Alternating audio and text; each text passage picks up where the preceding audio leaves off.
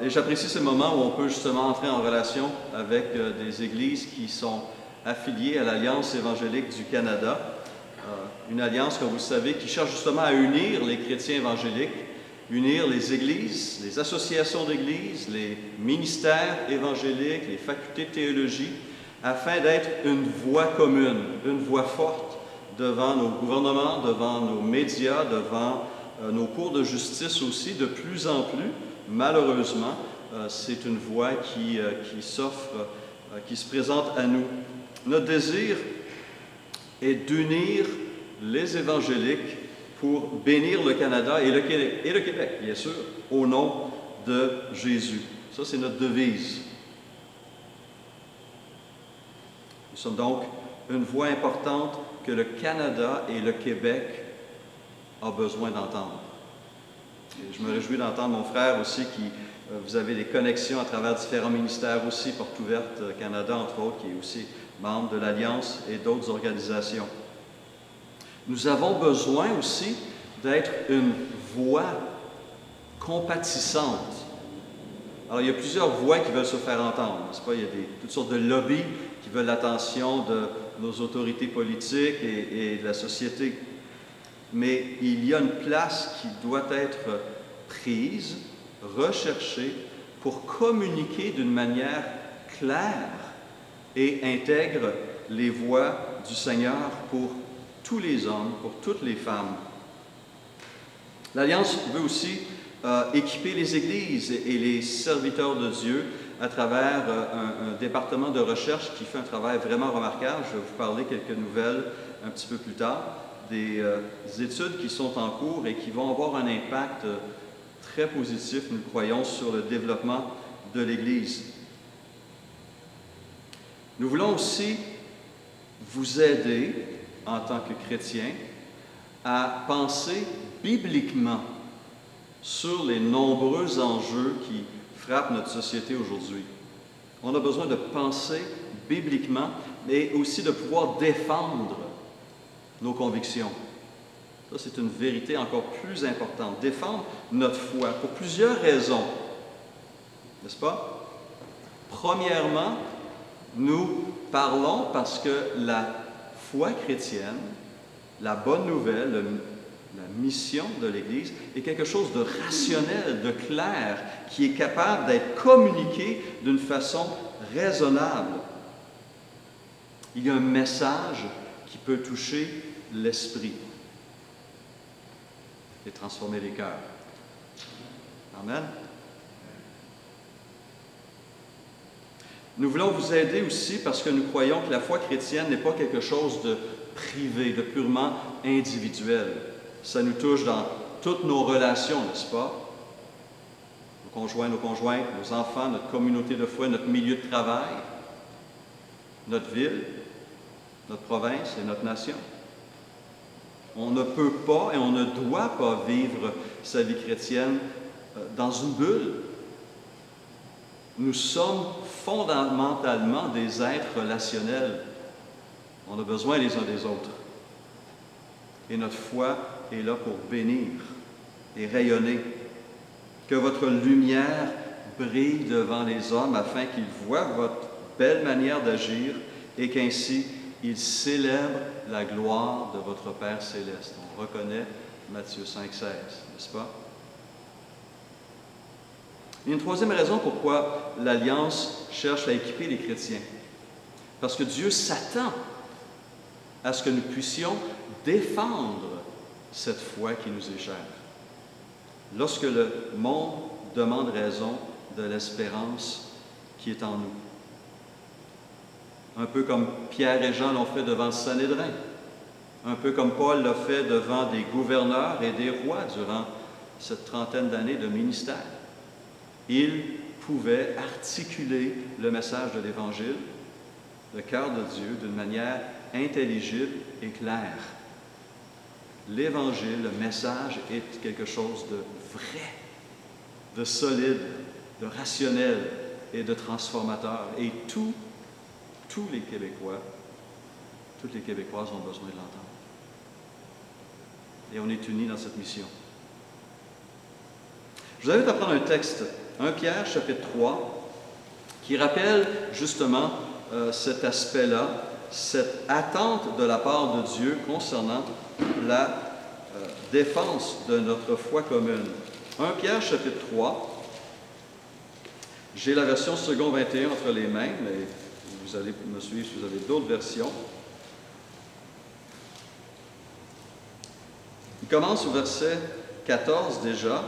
« N'ayez d'eux aucune crainte et ne soyez pas troublés. » Verset 15. « Mais respectez dans votre cœur la sainteté de Dieu, le Seigneur. » Ou une autre version dit « Sanctifiez dans vos cœurs Christ, le Seigneur. » Il ajoute ceci, Pierre. « Soyez toujours prêts à défendre l'espérance qui est en vous, devant tous ceux qui vous en demandent raison, mais faites-le avec douceur et respect, en gardant une bonne conscience, afin que là même où ils vous calomnient comme si vous faisiez le mal, ceux qui critiquent votre bonne conduite en Christ soient couverts de honte.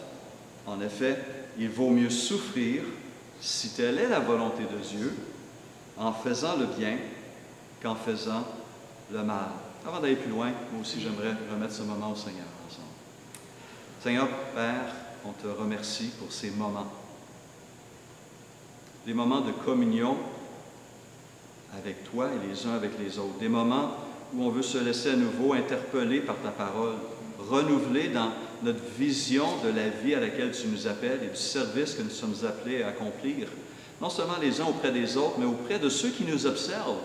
Je pense à tous ces groupes qui se réunissent dans ce bâtiment même, ce matin, en ce moment, que ce soit les AA, que ce soit une société d'histoire ou je ne sais quoi.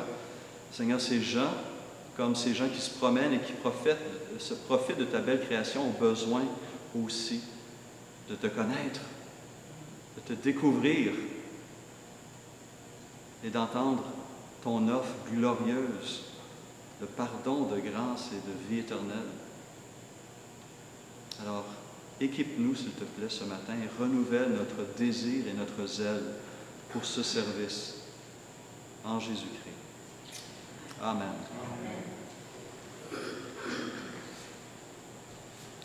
Alors, Pierre, dans sa première épître, voulait justement équiper les chrétiens et les encourager à maintenir un bon comportement chrétien qui allait honorer leur Seigneur. Il voulait les aider parce qu'ils vivaient une situation de persécution très sévère. C'est un des thèmes, l'épreuve, la persécution et l'épreuve qui ressortent dans la première épître de Pierre. Et de montrer comment nous comporter lorsqu'une opposition est là. Comment vivre pour Dieu dans une société qui ignore complètement Dieu. Ça ressemble pas mal au Québec d'aujourd'hui. Hein? Une société qui ignore complètement son Créateur. Et donc, dans les versets 13 à 22, Pierre va démontrer qu'une bonne réaction devant une souffrance imméritée peut produire même une bénédiction. Une crise peut devenir une opportunité pour apporter un témoignage vivant et puissant d'un Dieu saint, vrai et miséricordieux. Et on a besoin de ça parce que notre monde, notre Québec, est en train de faire sauter tous ses repères à grande vitesse. La confusion dépasse l'entendement avec le phénomène du transgenrisme et la dysphorie de genre. Un homme peut se dire homme ce matin, décider qu'il est une femme cet après-midi, et ni l'un ni l'autre en soirée. Littéralement, c'est ce qu'on nous enseigne, c'est ce qu'on nous dit. Mon épouse a travaillé dans une école primaire anglophone à Québec, et elle a démissionné, entre autres, parce qu'on mettait des règles et des valeurs tellement contraires. Elle ne pouvait pas appeler un garçon, une fille. Toutes sortes de barrières rendaient son travail difficile et on lui tapait sur les mains lorsqu'elle agissait avec intégrité selon ses convictions aussi. On est rendu dans un monde comme ça. On vit dans une société où on cultive malheureusement une culture de la mort, que ce soit au tout début de la vie avec l'avortement, entre 20 et 25 000 avortements au Québec par année. Ça me renverse. Jusqu'à l'aide médicale à mourir. Du début de la vie à la fin, on porte atteinte au caractère sacré de la vie humaine. Et il faut rappeler que la vie est sacrée, que la vie est un don précieux et que ça ne dépend pas de son éducation, de ses capacités intellectuelles, de ses forces physiques, de ses capacités pour déterminer la valeur de ma vie. Nous sommes des créatures précieuses parce que nous sommes créés à l'image de notre Créateur. Et cela doit être dit haut et fort et défendu. Comme le psalmiste disait, « Je te loue, Seigneur, de ce que je suis une créature si admirable. » Et nous le sommes tous.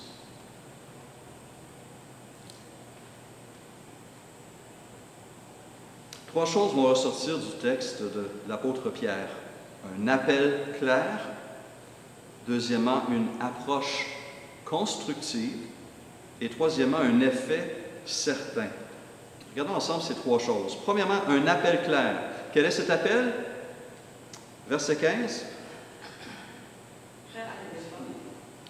Respectez dans votre cœur la sainteté de Dieu le Seigneur ou sanctifiez dans vos cœurs Christ le Seigneur. Alors ici, Pierre, c'est intéressant, fait référence à un texte d'Ésaïe chapitre 8, verset 12 et 13 qui dit ceci. « Ne craignez pas ce qu'il craint », donc ce que le Juif de son époque craignait, qui était une invasion possible du roi assyrien. « Ne craignez pas ce qu'il craint et ne soyez pas effrayés. C'est l'Éternel des armées que vous devez sanctifier. C'est lui que vous devez craindre et redouter. » Et ici, Pierre prend ce texte qui s'appliquait à l'Éternel et l'applique à Jésus. Et un clin d'œil à la divinité de Jésus, ici, dans cette citation d'Ésaïe 8. Sanctifiez Christ le Seigneur. Sanctifiez Christ le Seigneur. Quelle est la première requête de notre Père? Que ton nom soit sanctifié. La chose la plus importante. Nous existons pour la gloire de Dieu. Nous avons été rachetés, Éphésiens 1, 1 Pierre 2, pour célébrer la gloire de notre grand Dieu, Seigneur et Sauveur. Et lorsque notre vie est tournée vers lui, notre vie atteint sa raison d'être fondamentale. Vivre pour lui, honorer son nom, sanctifier son nom. Et Pierre, ici, va nous montrer deux façons claires de le faire. Premièrement, en étant toujours prêt à nous défendre. Alors ça, c'est toute une tâche.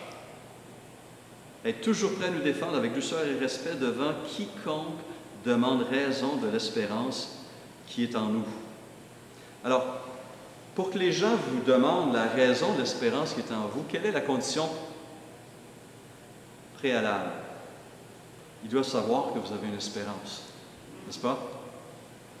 Et comment vont-ils le savoir que vous avez une espérance glorieuse, sinon par une communication, un partage de votre foi, de votre amour pour Dieu, n'est-ce pas? Donc, il faut communiquer qui nous sommes. Hein? Notre société se définit par notre vie professionnelle. Bonjour, je m'appelle Stéphane, je suis pasteur, n'est-ce pas? Ou je suis mécanicien, ou dentiste, ou je ne sais quoi.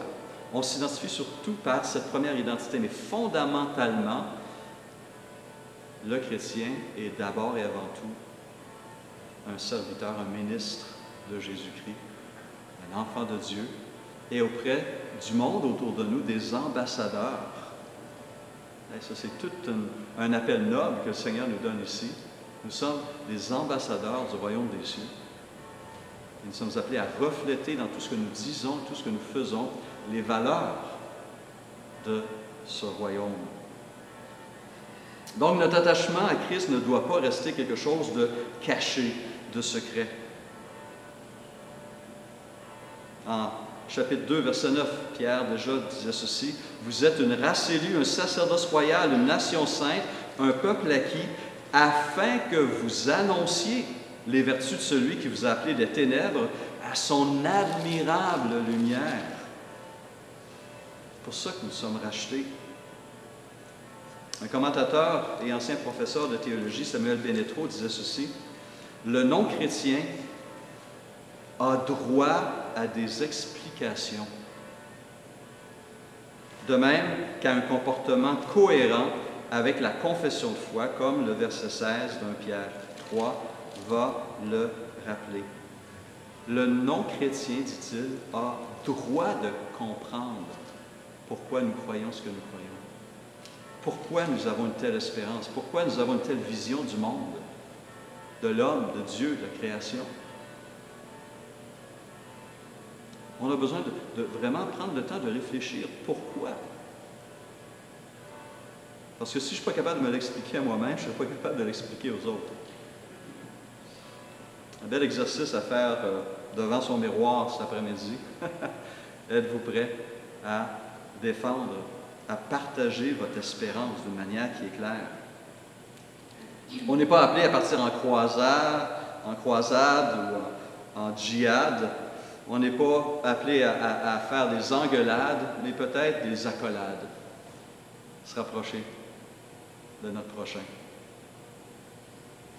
s'il est proche. N'est-ce pas? Notre but, ce n'est pas de gagner un argument, mais c'est de gagner la personne pour Christ. Et parfois, on confond les deux choses, n'est-ce pas? Paul va dire en 2 Corinthiens 10:5, « Nous renversons les raisonnements et toute hauteur qui s'élève contre la connaissance de Dieu, et nous amenons toute pensée captive à l'obéissance de Christ. » Toute pensée captive à l'obéissance de Christ. Un pasteur de New York, et qui est un auteur connu de plus en plus aussi dans les milieux francophones, Timothy Keller, a écrit un ouvrage qui est traduit en français qui s'intitule « La raison est pour Dieu, la foi à l'âge du scepticisme ». Il va encourager dans son ouvrage autant les croyants que les incroyants à jeter un nouveau regard sur le doute. Que nous aussi, on doit savoir se poser des questions pour justement développer des réponses solides qu'on pourra partager ensuite à d'autres. Voici ce qu'il écrit en ce qui concerne les croyants dans cet ouvrage-là. Il dit ceci. « Une foi sans doute est comme un corps sans anticorps. Des gens qui mènent une vie trop occupée ou qui sont indifférents aux grandes et difficiles questions de la vie et de la foi, qui sont trop occupés pour se demander pourquoi ils croient ce qu'ils croient, seront sans défense devant l'expérience d'une tragédie ou devant les questions trop pénétrantes d'un sceptique intelligent. La foi d'une personne peut s'écrouler en une nuit si elle n'a pas porté une attention particulière à ses propres doutes, ceux-ci ne devant être mis de côté que seulement après une longue réflexion. Les croyants devraient reconnaître leurs doutes et y faire face, non seulement les leurs, mais aussi ceux de leurs amis et de leurs voisins. Il n'est plus suffisant aujourd'hui de croire quelque chose simplement parce que vous avez hérité ces croyances. Ce n'est que si vous luttez longtemps et fermement avec des objections formulées contre votre foi que vous pourrez donner les raisons de vos convictions aux sceptiques. Raisons qui seront alors plausibles plutôt que ridicules ou offensantes. » Fin de la citation. Le fait d'entrer en rapport avec son voisin, avec un membre de sa famille croyant, avec un collègue de travail, et d'entrer en dialogue va nous remettre en question. Parce que ces personnes aussi, certains en tout cas, réfléchissent, se questionnent sur le sens de la vie, ou ont peut-être développé une vision du monde qui est fausse, mais qui a été réfléchie quand même. Peut-être qu'ils ont exploré pour un temps le christianisme ou la Bible, mais pas suffisamment. Et vous êtes donc la personne que Dieu place sur son chemin pour l'amener à réfléchir davantage. sur la vie, sur Dieu et sur le monde. Pour le faire, il faut que je sois prêt moi-même. Mais c'est vrai qu'entrer en relation comme ça va m'amener moi-même à me questionner et à creuser davantage pour pouvoir donner quelque chose qui nourrit non seulement le cœur, mais l'intellect, l'esprit aussi. C'est ce que Paul disait ici, d'être capable de se défendre devant quiconque demande raison de l'espérance qui est en nous. Et donc, derrière ces paroles de Paul, de Pierre, deux questions émergent. Est-ce que le christianisme est intellectuellement crédible? Sur quoi on s'appuie pour croire ce qu'on croit? Sur quoi on s'appuie pour orienter toute sa vie sur ces vérités-là? N'est-ce pas? Parce que si ce n'est pas vrai, qu'est-ce qu'on fait là? Si Christ, par exemple, n'est pas ressuscité, notre foi est vaine, dit Paul. Donc, il y a des vérités historiques, des vérités de connaissance qui sont là et qui doivent être comprises, présentées et défendues d'une manière logique et claire.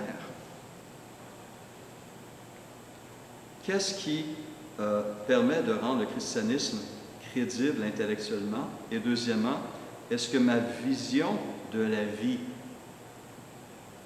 en Christ, entre autres, mais dans ce monde, est-ce que cette vision de la vie est quelque chose qui va être attrayante pour les incroyants? Lorsqu'on me regarde vivre, lorsqu'on vous regarde vivre, est-ce qu'on a le désir d'être comme vous? Est-ce qu'on a le désir de croire ce que vous croyez? En quoi votre vie a-t-elle été transformée par les vérités de la parole de Dieu et par l'Esprit? Est-ce que mes paroles et mes actions démontrent la réalité, la sagesse, la grâce de mon Créateur, Seigneur et Sauveur? Ce qui nous amène à la deuxième façon de sanctifier Christ, notre Seigneur. En ayant, dit Pierre au verset 16, une bonne conscience. Parce que je vis, encore une fois, je le répète, nous vivons devant non seulement Christ, mais devant le monde, les gens qui se promènent à l'extérieur ici, les membres de votre famille qui ne croient pas le Seigneur, les gens que vous avez fréquentés durant votre vie professionnelle, quand vous allez au dépanneur, ou au marché d'alimentation, au bureau de poste, ou je ne sais quoi. Est-ce que mon comportement est un comportement intègre? Dans sa propre défense devant le gouverneur Félix, en Actes 24, 14, Paul va présenter son espérance de cette manière. Il dit « Je t'avoue bien que je sers le Dieu de mes pères, selon la voie qu'ils appellent une secte, croyant tout ce qui est écrit dans la loi et dans les prophètes, et ayant en Dieu cette espérance, comme ils l'ont eux-mêmes, qu'il y a une résurrection des justes et des injustes, et à cause de cela, Paul ajoute, c'est pourquoi je m'efforce constamment d'avoir une conscience sans reproche devant Dieu et devant les hommes. C'est un effort. C'est pourquoi je m'efforce d'avoir constamment une conscience sans reproche, une conscience qui ne m'accuse pas, que je me tienne devant Dieu ou devant vous. Ça, c'est un témoignage. Ça, c'est briller pour Christ. Quand ma propre conscience ne m'accuse pas sur mon comportement, sur mes pensées, sur mes paroles, j'honore, je sanctifie mon Seigneur. Cette bonne conscience va produire une bonne conduite en Christ. Et il est fondamental. Qu'est-ce que les athées, il y a une nouvelle génération d'athées qui est beaucoup plus militantes, beaucoup plus agressives, n'est-ce pas? Et ils sont prêts à nous traiter aussi de toutes sortes de choses. On ne doit pas rentrer dans ce jeu-là. On doit faire attention, n'est-ce pas? Mais une des critiques qu'on lance contre la religion en général et contre le christianisme en particulier, c'est que nous sommes intolérants. Nous faisons la promotion de la violence, qu'on manifeste un extrémisme religieux. Quelle réponse? Ma bouche et ma vie. Comme dit la phrase, n'est-ce pas? Mes babines et mes bottines. Quelle réponse mes babines et mes bottines donnent-elles à ces accusations? Parce que c'est vrai qu'il y en a des chrétiens qui donnent un très mauvais témoignage. Ça ne doit pas être notre cas, parce qu'on reflète Christ. Si, toi Stéphane, le chrétien, tu fais ça, ça reflète sur Christ, mon Seigneur, et sur son Église. Encore une fois, nous sommes interdépendants, nous sommes reliés les uns aux autres et nous sommes attachés à Christ. Tout ce que nous faisons, tout ce que nous disons affecte la perception des gens sur non seulement le christianisme et l'Église, mais sur Christ.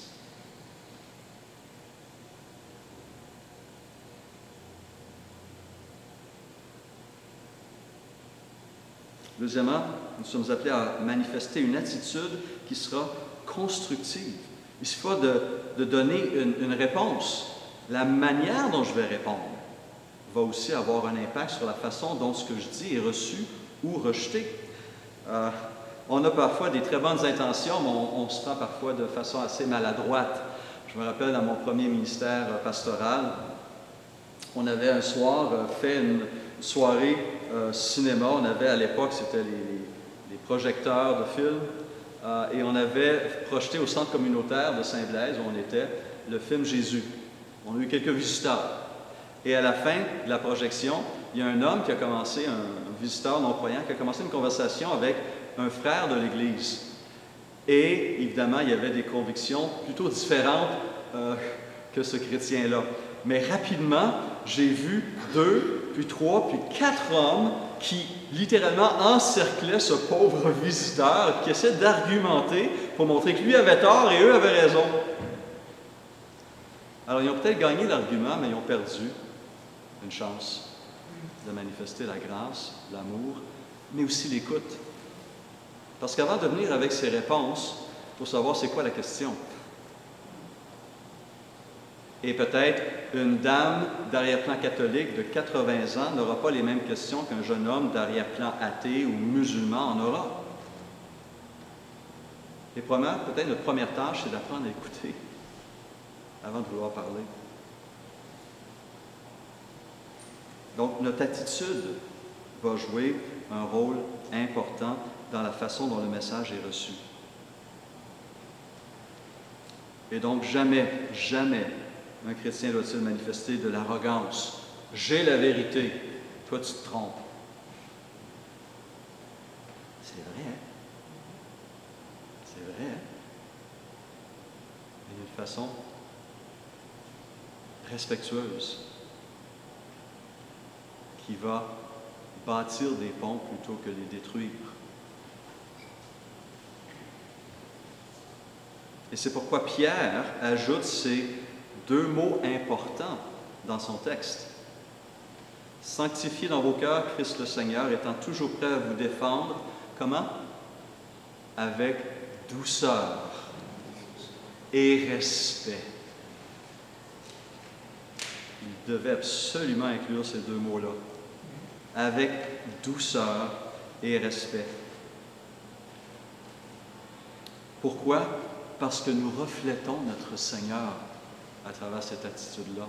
Un des textes qui me renverse, un des textes où Jésus parle et il se décrit, j'arrive pas à comprendre. Jésus, c'est qui? C'est le Créateur de l'univers, le Dieu 3 fois saint, le Tout-Puissant.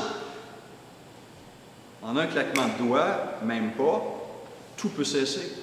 Et tout peut être recréé. Il est exalté, il est au-dessus de tout, il est l'infini, l'éternel.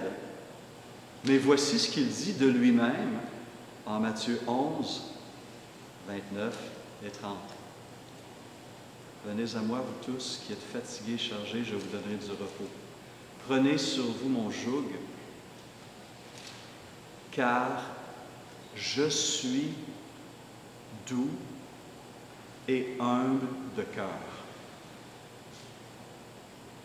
Le Dieu exalté, tout-puissant, infini, qui se dit doux et humble de cœur. C'est incroyable. La beauté, la profondeur de ce Dieu qu'il démontre en s'abaissant pour moi, Stéphane Couture, pour vous. Et donc, quand je présente ce que je crois, mes convictions et mes valeurs, ma vision du monde, ma foi, je le fais avec douceur et respect parce que je reflète mon Seigneur de la meilleure façon possible. Et on se rappelle que les foules accouraient vers Jésus. Comme Paul le dira à son collègue Timothée, repousse les discussions folles et inutiles, sachant qu'elles font naître des querelles.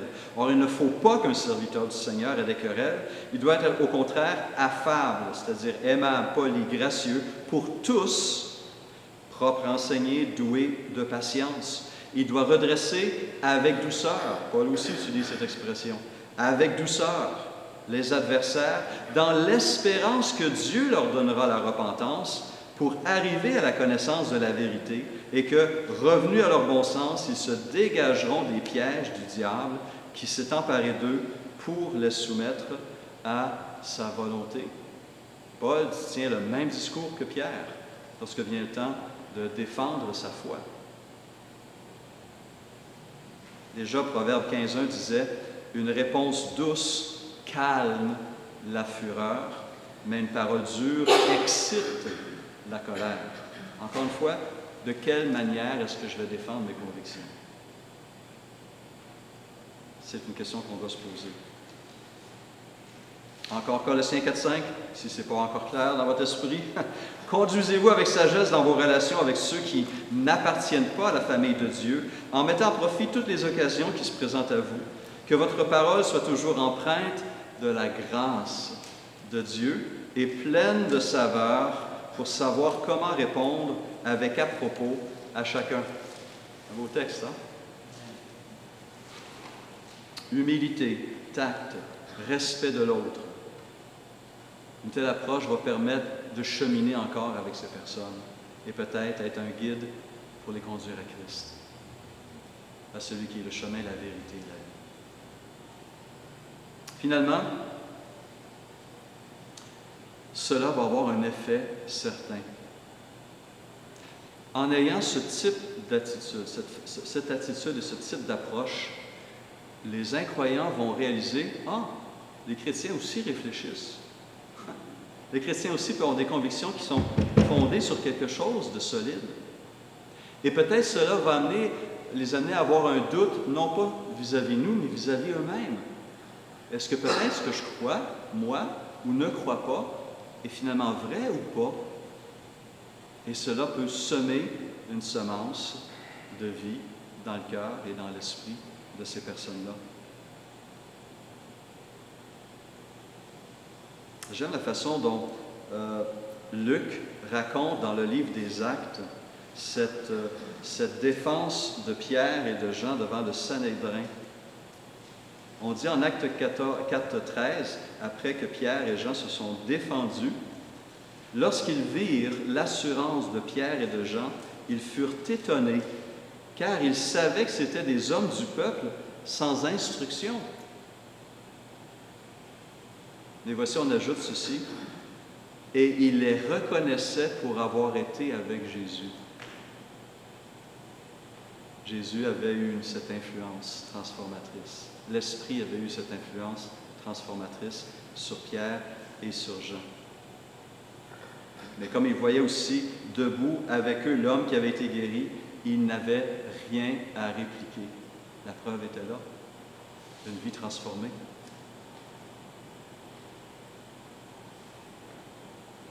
Et donc, devant une présentation qui se veut claire et sensée de nos convictions, nous avons la possibilité de gagner l'écoute et susciter l'intérêt de nos interlocuteurs et d'avoir l'occasion de sanctifier Christ dans nos cœurs en défendant ses vérités. Être patient avec les questions que les gens peuvent avoir et les doutes qu'ils vont exprimer, comme Jésus l'a été avec les nôtres ou ceux de ses propres apôtres, n'est-ce pas? Thomas, je ne crois pas que Jésus est ressuscité. Et la seule façon que je vais le croire, c'est si je vois les marques dans ses mains et la marque à son côté, n'est-ce pas? Non, non, non. Le sceptique. Est-ce que Jésus l'a blasté, en bon québécois, lorsqu'il est apparu à nouveau une semaine plus tard? Est-ce qu'il l'a réprimandé, repoussé, critiqué? Non, il dit, Thomas, viens, touche, regarde, c'est moi. Et crois.